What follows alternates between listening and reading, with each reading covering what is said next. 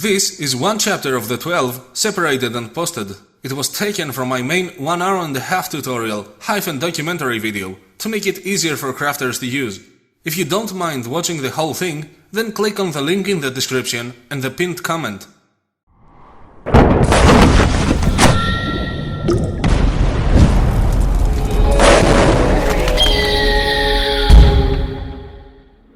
Chapter 9. String. The nerves of the hawk. Capítulo 9. Cuerda. Los nervios del halcón. Everything you're about to hear in this step came to me by my experience with rappelling. If you're watching this step, it means you're unable to buy a prepared string. It's better if we weave our own either way. We can choose the thickness and length to fit our unique bow. As a general rule, it has to be static. You don't want it to stretch when you pull it, because if it is elastic, then you won't even be able to keep a curvature on your stringed bow. You need enough space between the bow and the string for your hand to fit in and not get slapped by the string after every release. That is why, unfortunately, we can't use the cheap polypropylene rope. But also, static materials have lesser impact absorption, so they can snap if the sudden force is stronger than them. That means you have to use the most tensile strength durable material around you. Most likely you do not have any sinew available around you, so the best replacement is fibers taken from heavy-duty ropes. Polyester is perfect for what we need. Ask your local tool store manager to show you all the ropes designed for heavy lifting. Once finished, my bowstring will be 3 cm/ 1/8 of an inch wide. It's thick enough to handle and thin enough to be light. If you can find such a thickness of rope in the store, then you're lucky. If not, then buy some thinner or thicker.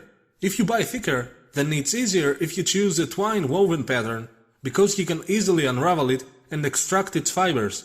You need to have in mind that your string has to reach the entire length of the bow, but also have enough extra space to make a loop on one side, plus even more space to be able to handle it and make the necessary knots. Spoilers, 1.5 meters/ 59 inches is enough. Cut this length of the thick piece of rope that you will be working with. Take your time and unravel the fibers. Be careful not to tangle them together. You need them to be straight. My rope has equal strands of fibers and it's easier to work with instead of battling with tiny fibers. I placed 4 of them together and saw that they matched my desired wideness. If your rope does not have distinct strands, then separate enough of the fibers to reach your desired thickness, and then split them in 2 perfect halves. Now get both of your strands and connect them together with aligned ends. Make a knot to secure them together. Don't waste too much rope when you make it, you need its length. Grab a strong pin with the knot and hold its 2 strands at opposite directions. Make a yarn twisting pattern on both strands at the same time, facing the same direction. I'm twisting them clockwise. Then tightly pass the right strand above the left one. This second type of twist is counterclockwise. The 2 opposite rotations hold each other and your rope retains its woven shape. Continue doing so until you cover your palm's length. Then pull the 2 strands away from each other firmly. That will make the twine pattern slide and fix all imperfections. Secure your process with tape or pegs. Continue like this, piece by piece, until you finish the entire length. Take off any bonds left on it, and then either take the nail out of the wood to release the rope, or make a knot to the opposite side of the first one. Tie it as close to the nail as you can to not waste much length. Now you're able to cut the fibers in between. This way your woven rope will not unravel again. Your rope is ready. Moving on to the loop. Make a ring by connecting the tips of your thumb and index fingers. That's the size of the opening of your loop. Open your hand and form a 90 degrees angle. Measure the length of both fingers and add them up to make a sum. Mine was 20 cm/ 7 inches and 7/8. This length is also the same as my whole hand, from the middle finger's top down to the line of my wrist. Remember that number. Hold your rope straight and parallel to your ruler of choice. From its one end, mark another 12 cm space. That's enough length to hold it and do the needed knots. From the marked point, measure the loop length and make there another mark. Bend the rope and connect together these 2 marked points. Carefully make a double knot. Adjust it back to normal if the shape slips and makes your loop smaller or bigger. Don't try to pull any side too hard because the knot doesn't secure the shape yet. It will be much easier if you find an item with the same thickness as the opening of your desired loop, or just use 3 nails on a plank of wood. An important thing that you need to watch out for is the natural shape of the loop. You don't want it to be twisted in such a way that overlaps on itself in the shape of an 8. You want it to stand wide open.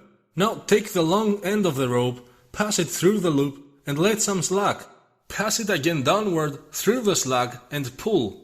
Tighten this knot firmly by pulling in opposite directions all 4 rope extensions. This knot fully secures the shape, no matter what rope extension is pulled. The knot will not slip anymore. Get the short rope extension and make a simple knot with it around the long side. Pull it up while you pull down the long side to tighten it. You can do that knot one more time if you want, but it doesn't really matter. Cut it and leave an inch long extension. Place enough heat near it. While it's hot and molten, use an item to push it on the fibers of the knot. I'm using my hand because I'm used to it. Your loop is finished. This loop will be taken off the bow end after every use. You don't want to leave it always stringed, because over time the shaft will take that bent shape permanently and the bow will lose all of its power. At this point you can go ahead and tie the other end of the string on the shaft permanently. But we still have some work to do on the shaft before it is finished. So if you don't want the string to get in the way, you can skip this part and do it later when everything else is finished. I will go ahead and do it now though, because I can just wrap it around the one end to take it out of the way. The middle and upper side of your handle needs to have a smooth exit for your released arrow. Choose what side seems to be the most fit for this task and hold your bow straight up like this. Your string loop will be placed on the top side. Pull the string to keep the loop secured in place and turn the bow upside down. Place the loop end on the ground. Don't worry, this bow is meant to be stringed that way. The wrapped rope and leather fully protects it. The ground is the first point of applied force. Hold the other side as close to its end as possible. Apply tension to the string and bring it up next to the thin bamboo extension from the left side. Wrap the string around it once and pass the tip under the main string. Pull it towards the left side. The ground and your hand will apply forces directed upwards towards you. Now with your knee, press the bow down precisely on its middle. You have to be careful and apply equal forces on both wings of the bow. Someone with no experience on this type of bow often breaks it during the stringing, because one of the above steps was not followed correctly. While you're bending the shaft, keep pulling the string onto the left side to keep it tight. Work it slowly, step by step, until you reach the desired distance between the string and the handle. As I mentioned in the briefing, you want to be able to hold your bow comfortably and you want to have enough space for the string so that it won't slap your hand every time you release an arrow. But also you don't want to overdo it. An overdone crescent shape ruins the bow's materials and strength. Thus, the shortest distance should be 1 fist and a half.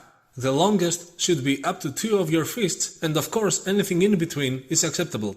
Use the rope's friction to secure it in place and start making knots. To do that, pass the string's tip above the main part. Wrap it around the extension from right to left twice until you pass above the string and reach the right side again. Now pass it under the tight string from right to left. Bring it up and pass it through the formed loop on the right side. Pull it hard to make the knot firm and then repeat it one more time. Cut it and leave an inch of rope. Burn it and press it on the knot. And you're done. This bow can already shoot, but it's still incomplete.